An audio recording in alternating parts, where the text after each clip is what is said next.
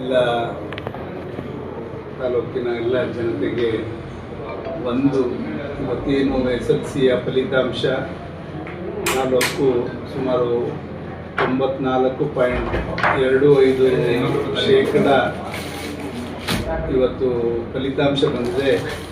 ಅದಕ್ಕೆ ಶ್ರಮಪಟ್ಟಂತೆ ಎಲ್ಲ ಶಾಲೆಯ ಮುಖ್ಯೋಪಾಧ್ಯಾಯರು, ಶಿಕ್ಷಕರು ಮತ್ತು ಎಲ್ಲ ಸಿಬ್ಬಂದಿ ವರ್ಗದವ್ರಿಗೆ ಮತ್ತು BU ಅವ್ರಿಗೆ ಅಭಿನಂದನೆಯನ್ನು ಸಲ್ಲಿಸೋದ್ರ ಜೊತೆಯಲ್ಲಿ ಇವತ್ತು ನಮ್ಮ ತಾಲೂಕು ಗುಣಾತ್ಮಕ ಶಿಕ್ಷಣದಲ್ಲಿ ಹಿಂದೆ ಉಳಿದಿಲ್ಲ ಅಂತಕ್ಕಂಥದ್ದು ನಮಗೆಲ್ಲ ಗೊತ್ತು. ವಿಷಯವಾರು ಕೂಡ ಈ ಜಿಲ್ಲೆಗೆ ಪ್ರಥಮವಾಗಿರ್ತಕ್ಕಂಥದ್ದು ಕೂಡ ಇದೆಲ್ಲದನ್ನು ಕೂಡ ನಾವು ಇಲ್ಲಿ ಸಾಧಕ ಬಾಧಕಗಳನ್ನ ಚರ್ಚೆ ಮಾಡಿ ಇವತ್ತು ನಮ್ಮಲ್ಲಿರ್ತಕ್ಕಂಥ 7 ಕಾಲೇಜಿನ ಪ್ರಾಂಶುಪಾಲರನ್ನು ಕೂಡ ಕರೆಸಿಕೊಂಡು ನಮ್ಮ ಎಲ್ಲೆಲ್ಲಿ ಯಾವ್ಯಾವ ಭಾಗದಲ್ಲಿ ಯಾವ್ಯಾವ ಶಾಲೆಗಳಿದೆ, ಸರ್ಕಾರಿ ಕಾಲೇಜ್ ಇರ್ಬೋದು, ಸರ್ಕಾರೇತರ ಕಾಲೇಜುಗಳಿರ್ಬೋದು, ನಮ್ಮ ತಾಲೂಕಲ್ಲೇ ಸೇರಿಕೊಳ್ಳಿ, ನಿಮಗೆಲ್ಲ ಅನುಕೂಲ ಆಗುತ್ತೆ ಅಲ್ಲಿ ಸೇರಿಕೊಂಡು ಇಲ್ಲೇ ಉತ್ತಮ ರೀತಿಯಲ್ಲಿ ನಿಮಗೆ ಶಿಕ್ಷಣವನ್ನು ಒದಗಿಸ್ಕೊಡುವಂಥ ಜವಾಬ್ದಾರಿ ನಮ್ಮದೆಲ್ಲ ಅಂತಕ್ಕಂಥ ಒಂದು ಭರವಸೆ ಮೂಡಿಸೋದ್ರ ನಿಟ್ಟಿನಲ್ಲಿ ಇವತ್ತು ಪ್ರಾಂಶುಪಾಲರು ಮತ್ತು ಮುಖ್ಯೋಪಾಧ್ಯಾಯರಿಬ್ಬರನ್ನು ಕೂಡ ಜೊತೆಗೂಡಿಸ್ಕೊಂಡು ಅವ್ರ ಮುಖಾಂತರ ನಮ್ಮ ತಾಲೂಕು ಮಕ್ಕಳು ಹೋಗಿ ಬೇರೆ ತಾಲೂಕಿಗೆ ಕೀರ್ತಿ ತರೋದಕ್ಕಿಂತ ನಮ್ಮ ತಾಲೂಕಿಗೆ ಕೀರ್ತಿ ತಂದರೆ ಎಷ್ಟು ಚಂದ ಅಂತಕ್ಕಂಥ ದೃಷ್ಟಿಯಲ್ಲಿ ಇವತ್ತು ಆ ರೀತಿ ಒಂದು ಪ್ರಯತ್ನವನ್ನು ಇವತ್ತು ಪ್ರಾರಂಭ ಮಾಡಿದ್ದೇವೆ. ಏನು ಆ 34 ಜನ ಮಕ್ಕಳು 625ಕ್ಕೆ 600ಕ್ಕಿಂತ ಹೆಚ್ಚು ಅಂಕವನ್ನು ಪಡೆದಿದ್ರು.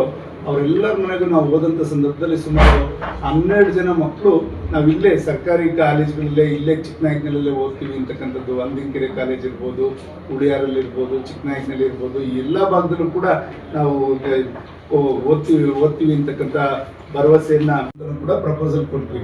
ತಾಲೂಕು ಲೆವೆಲ್ದು ಇನ್ನೂ ಕೂಡ ಯಾವುದೂ ಮಾಡಿಲ್ಲ, ಈಗ ಸದ್ಯಕ್ಕೆ ಅದು ಉದ್ಭವಿಸಲ್ಲ ಅಂತಂತ ಮಿನಿಸ್ಟರ್ ಸಚಿವರು ಕೂಡ ಹೇಳಿರೋದ್ರಿಂದ ಮುಂದಿನ ದಿನಗಳಲ್ಲಿ ಖಂಡಿತ ಇದನ್ನು ಒಂದು ನಾವು ಯೂನಿವರ್ಸಿಟಿ ಕ್ಯಾಂಪಸ್ ಥರನೇ ಮಾಡಲಿಕ್ಕೆ ಪ್ರಯತ್ನವನ್ನು ಮಾಡ್ತಾ ಇದ್ವಿ. ಈಗಾಗಲೇ ಮೈನಿಂಗಲ್ಲಿ ಕಾಂಪೌಂಡು, ಈಗಾಗಲೇ ಬಿಲ್ಡಿಂಗ್ಗಳು ಎಲ್ಲ ಕೂಡ ಆಗಿದೆ. ಈಗ ಬಾತ್ರೂಮ್ ಸ್ವಲ್ಪ ಸಮಸ್ಯೆ ಇತ್ತು, ಅದೆಲ್ಲದನ್ನು ಕೂಡ ಸರಿಪಡಿಸೋಕ್ಕೆ ಇವತ್ತೇ ಎಲ್ಲ ಪ್ರಾರಂಭ ಮಾಡಿ ಬಂದಿದ್ದೀವಿ. ಖಂಡಿತ ಅಲ್ಲೂ ಕೂಡ ಮಕ್ಕಳಿಗೆ ಒಳ್ಳೆ ಎಲ್ಲ ರೀತಿಯ ಮೂಲಭೂತ ಸೌಕರ್ಯಗಳನ್ನು ಒದಗಿಸ್ಕೊಡೋದ್ರ ಜೊತೆಯಲ್ಲಿ ಒಳ್ಳೊಳ್ಳೆ ಕೋರ್ಸ್ಗಳು ತಂದು ಇಲ್ಲಿಯ ಮಕ್ಕಳು ಒಂದು ಒಳ್ಳೆ ಶಿಕ್ಷಣವನ್ನು ಪಡೀಲಿಕ್ಕೆ ಡಿಗ್ರಿ ಮಕ್ಕಳಿಗೂ ಮಾಡ್ತಾ ಇದ್ದೀವಿ.